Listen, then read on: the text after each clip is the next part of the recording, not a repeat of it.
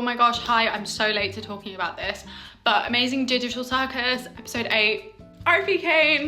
Okay, but seriously, that was actually quite sad and I did feel a bit bad, but also he was torturing everyone. So I wanted to talk about my theories again because I have a few and I think I'm right in some of my old theories, but I also think I'm very wrong. Okay, for starters, I do think Bubble is a virus, but I'm not sure if Bubble is necessarily as malevolent as I was thinking. I thought Bubble was gonna be like the big bad, but I don't think so anymore. I think everyone, including myself, who is saying that they're brain copies are absolutely 100% correct.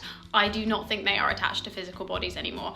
And I have evidence, and it also leads me on to my other theory. So we'll discuss the brain copies thing first, and then we'll go on to my other theory. So obviously we saw in the beginning that Kane scanned the Kane and Abel headquarters. We saw that that was input into him. So we can assume that the computer room that Pomni's in is the Kane and Abel headquarters, or what it looked like. Now, if you look on the desk, I saw that there was obviously the VR headset and there was a little symbol on it.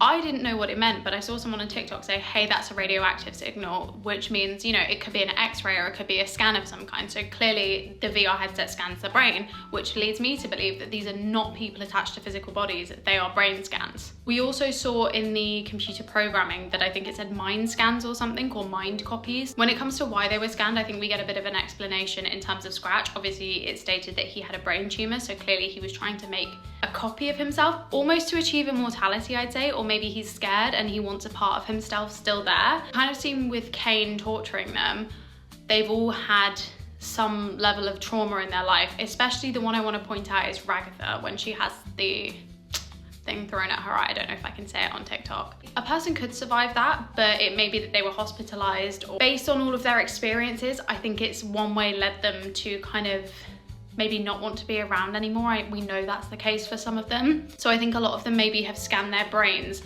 but it makes them forget that they've been hospitalized and were kind of coerced into doing this experiment of let us copy your brain. Going on to my next thought, the only person who didn't have the trauma outside of the circus is Pomni. I think that means that Pomni is an AI. I'm aware this video is getting a bit long, so stay tuned for part 2 because I will yap about it all there.